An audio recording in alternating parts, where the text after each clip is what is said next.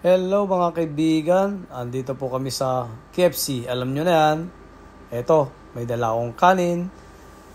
Naisipan kong dalhin yung kanin baon namin. Kaya ito, dinala ko dito.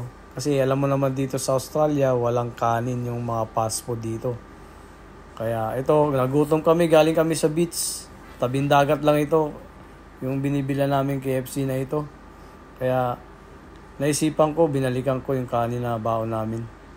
Para mas lalong mabusog at masarap ang kain. Alam mo naman ang buhay Pilipino. Pag walang rice, walang buhay. This is our life, rice. Eto na, umpisa na namin magmukbang ng KFC with rice. May nakagawa na kaya ba dito sa Australia? Mukhang ako pa lang yata gumagawa nito dito. Sinubukan ko. Wala namang hindi naman bawal dito. Hindi ka naman pagbabawal kung anong dali mo rito. Kaya ito, mukbang na tayo mga kaibigan. Halika kayo, sabay na kayo. Let's go. Eat KFC with rice.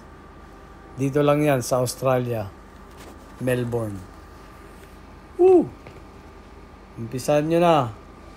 Sige na, dalhin nyo na yung rice nyo para mabusog kayo. Ito. Sige mga kaibigan, kain tayo.